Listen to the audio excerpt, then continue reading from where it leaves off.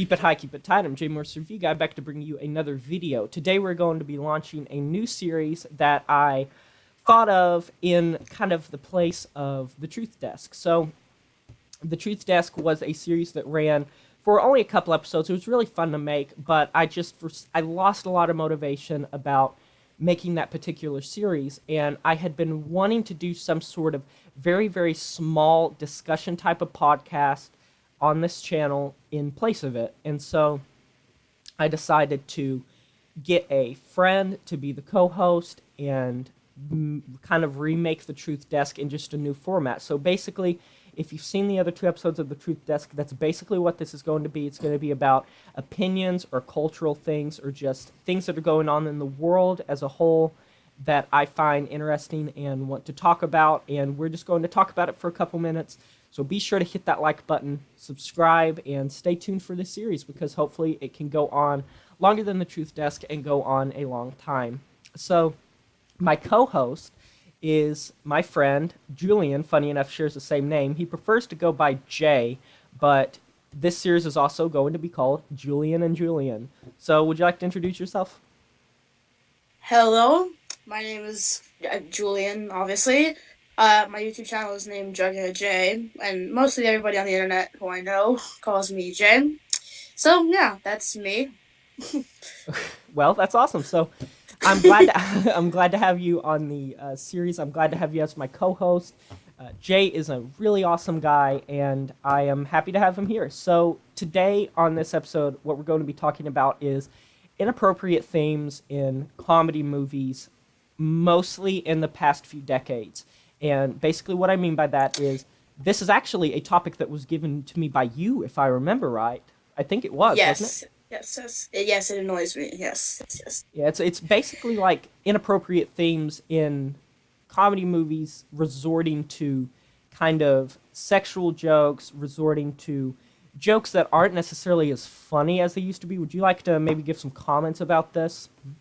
Yeah, I mean, you always see, like, pretty much every month, new comedy movies come out, and you see some of, like, the trailers for them, and, God, they're, like, some of the jokes they make are just so, like, cliche. You see them over and over again, and really, they're not that funny. They're just bad, most of the time, inappropriate jokes that resort to just, like, you know, really bad, rancid, I never use that word, but rancid jokes that aren't funny, and yeah.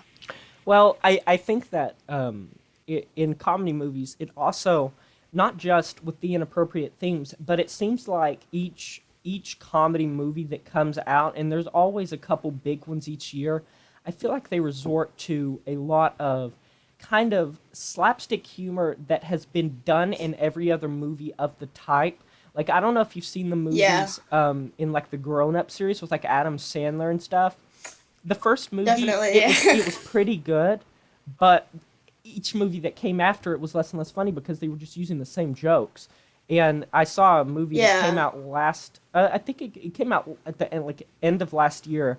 It was the sequel to a movie that it had, who was in that? It was Mark Wahlberg, and it was called Daddy's Home 2. It was, Oh, yeah. yeah, like the first one. I thought it was a neat concept. I like the idea. I think that Mark Wahlberg and Will Ferrell, that's it. Will Ferrell did a good job. And in the second movie, they brought in Mel Gibson and was it Dan I Aykroyd? think, no, I think it was like, I could be wrong, I might be wrong, but James Lithgow? I don't even John know. Lithgow. That's it. John Lithgow, John Yeah, Lithgow. that's it. I couldn't remember. Why did I think it was Dan Aykroyd? But yeah, that's true. And I think that it's a bigger issue about more so the consumers than it is the direct movie and the producers that make these movies because Yeah, it's like they're just pretty much they're doing what's making money.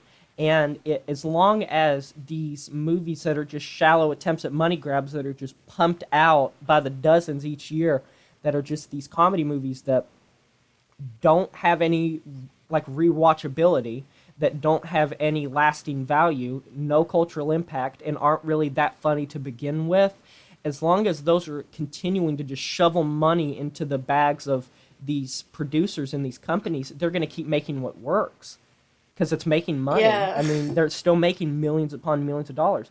I mean, that Daddy's Home 2 would Cheap not have gotten comedy. money. Yeah, that Daddy's Home 2 would not have gotten a sequel. It would not have gotten a sequel unless the first one did good money-wise, and it did. And the first one didn't even get that good of reviews. And funny enough, the Yeah, second like it one wasn't didn't that do very it good wasn't on even that reviews. good. And yeah, Especially. yeah. In the first one, it wasn't that good to begin with, and it's also like the second one. It did even worse money-wise, and it did even worse review-wise. And it seems like no comedy movies, even if they make a ton of money, it seems like they're not really getting good reviews anymore. You don't see comedy movies with a big budget and big actors that, get a lot of money. Yeah. I mean, you go ahead.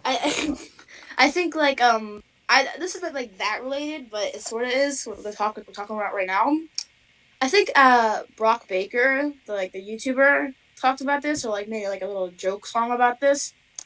The movies Daddy Home and the other comedy movie Bad Moms. Yeah, I've seen that. Yeah, like they're the same. Not really the same, but like they're types of, I guess. So like they both were like comedy movies about like parents, going like crazy, And then their sequels came out like were Christmas Christmas They movies. made them right away.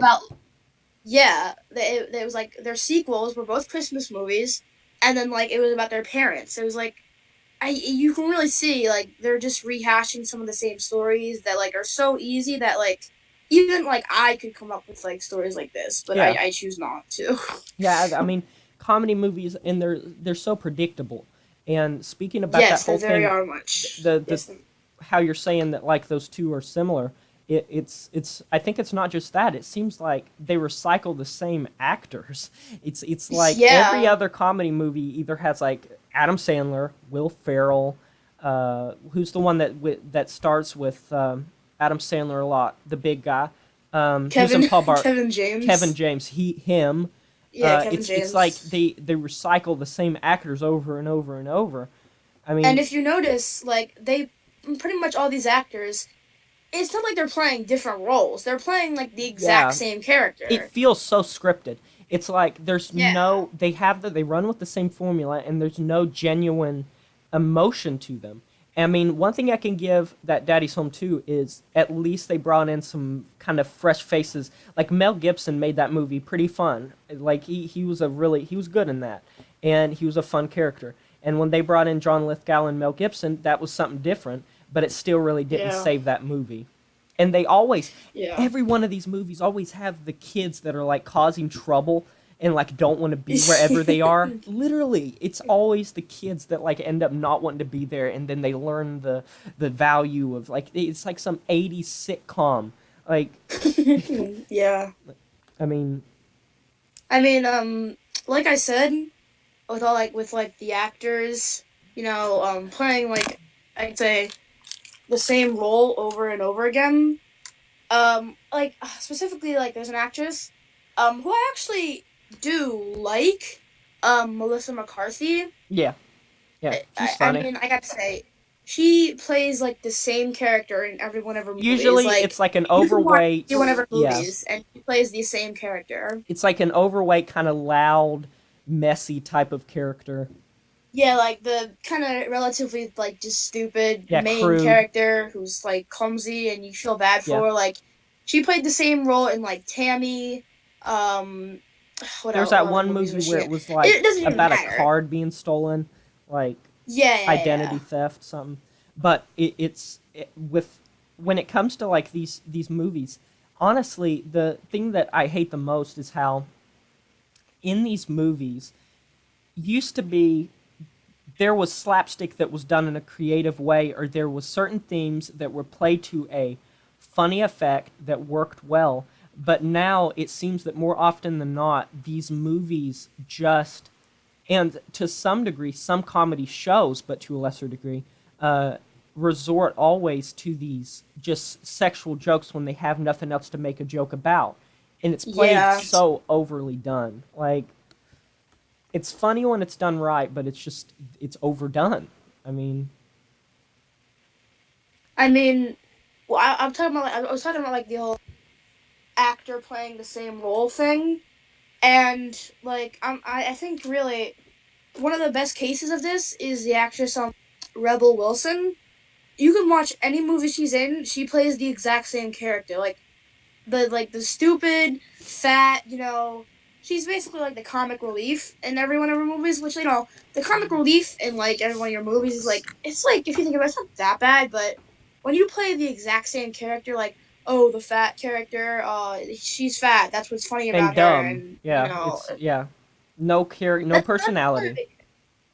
So like people think, I guess, just like if you have a character, if you're making a comedy movie, basically one of the only things you need is like a fat character, and that you can probably get like a whole bunch of laughs out of that. Yeah, like Paul Blart. Like the first one was Yes, decent, that's but like the this entire premise of Paul Blart is that he's a mall cop, but like he's fat, haha, it's that's it. funny. 2 movies, boom, sequel. You got millions of dollars. It's I Yeah, don't know. exactly. But like a movie that I personally really liked that came out last year that was kind of an action adventure comedy. I don't know if you saw it, was Jumanji. Jumanji: Welcome to the Oh yeah, Jungle. yeah, yeah. That Well, I movie didn't see made $1 billion things. because it was funny and they didn't overdo it. They used original, creative ways for comedy, and the actors did a good job. It had a good plot. It got reception. It got good reviews, and it made $1 billion. Like, I don't know Yeah, why Hollywood isn't taking tips, but they're not going to stop pumping out these types of movies unless they stop making no, money. I mean, they're not. yeah. I mean, do you have any closing thoughts on this whole thing? Um, well, I guess just like Hollywood really needs to, I guess, really get their game up because I mean, these movies nowadays are just so bad. I mean, like all these movies are just mediocre with such like basic titles and everything. Like a good example of like basic titles is Mike and Dave Need Wedding Dates. Like that title is just terrible. Yeah. But yeah, overall, comedy movies nowadays are mostly just bad. Not funny. And the plots Well, are I loose mean, and make no funny if sense. you don't know exactly what you're talking about or seeing. And one more thing you always have in these movies is like someone like falling or getting hit by something that there's no way they would be able to live Yeah, from. yeah, exactly. Like some of these comedy movies are like mediocre, so mediocre, and they just have like they have like some disaster scenes, which like can be funny sometimes if they're done right, It's but most of the time unrealistic. they're like so ridiculous that Hmm. like you're thinking like, oh my god, that could never It's happen. unbelievable. Like, Yeah. And the, isn't and this yeah, supposed to be like somewhat realistic? it's like every part of genuine qualities these movies lack, from characters to plot to situation. I mean, I feel Yeah, like comedy shows are a bit better. I think that they aren't as so yeah, much, yeah, but they're able to work with more. But funny, badly, it's sad to say, but I feel like the movie should be the ones that should do it better, but it's the other way around. Because the yeah, movies have a bigger budget, bigger actors, bigger sets, bigger time to work on it. And yet these shows that have to exactly. produce shows like every week, they're doing a better job. I mean, Yeah, I mean, you if you think about it, like TV actors rarely get breaks because if you think about it, like the usual TV runtime of like a whole season is sort of like maybe between October, September, or August until like May or like April around that time. And once like their finale of the season goes by and then like they're on their break, they really don't get that long of a break because they have to go back to filming eventually. yeah. So yeah, I that's mean, kind of random, but yeah. yeah, it's like you really would think the movies would be able to do it better, but if you talk to someone who saw Daddy's Home 2, chances are they either forgot the plot or didn't really like it as that much looking back. But if you talk to someone that watches shows like, I don't know, Arrested Development, Parks and Recreation, The Office, Friends, stuff Yeah. like that, people know those shows. People love those shows. They know the characters. Even I know the characters from these shows and I don't even watch them. Like, Yeah, exactly. Like you have people talking about like shows like that all the time, but mhm. movies like Daddy's Home 2 are just like so forgettable. And I mean like although like you forget everything about the movie, you sometimes can remember the plot only because it's so mediocre that you're just like oh, like Or you mix it the up with Emoji another Movie. movie. Yeah. Like the Emoji Movie is a good example of this. Oh Like no. Oh. I think Oh no. actually, oh god, yeah. Oh Uh, no. I think the YouTuber I Hate Everything, he actually perfectly predicted the Emoji Movie, like the plot, because it's so predictable. It's Oh like, my oh, gosh. there's the outcast emoji who is an outsider. He doesn't quite fit in, Oh and that boy. that was exactly the plot. That was Like exactly the I plot. like I personally And really like Full House. Oh, go on. Sorry. a good contrast against the Emoji Movie is actually the Lego Movie. Very similar, I guess you could say, movies. Mostly like product placement, like but the Lego Movie. The only difference was the Lego Movie was funny I and was like the Lego clever, Movie. I and like that everything movie. about the Lego Movie is just great. Yeah, I really like Like that. who cares if it's like sort of a big, huge product placement? It was funny and it was a good movie. It was clever and everything. Like I So that's a good example of like really comparing two movies that like are very similar but really different when it comes to comedy and plot and all that I saw and character. I saw the Lego Movie back when it first came out, and that was like years ago at this point, and I still remember the plot Yeah. from that. I remember the characters. Yeah, Morgan exactly. Freeman It's as like Gandalf, and Will Ferrell was like the evil chancellor guy, and Lord then yeah, Business. yeah, yeah, and there was the pirate that was like half Lego, and he, Yeah. yeah, I remember That's the this thing stuff. about it. Like the Emoji Movie, like, what happened in that? Oh, poop joke. Haha. Oh, Sir Patrick The Stewart as like, but like, Poop, his best role yet. yeah. His The Lego peak. Movie, though, it's like, oh, think of a funny scene. Oh, the spaceship guy freaking out at the end, building spaceships. That was funny. Oh, what else?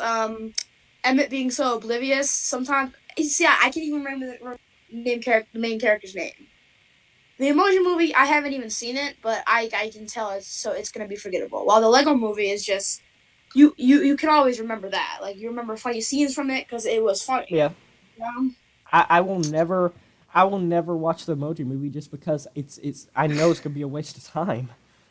Yeah, like Like I have brain cells to keep, so. Rotten Tomatoes actually gave the review, and it was like I think it was literally like a 4 or 5%, and the Yeah. review was just the "Do not enter" emoji. Like, I'll take that advice. So, you got any last things to say before we wrap this No, up? not really. It's just Hollywood really needs to, you know, be taught. I guess. Yeah.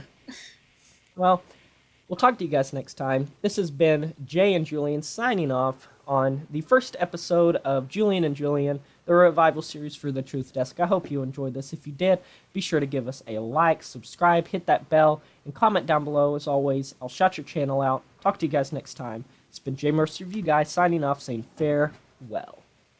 Bye.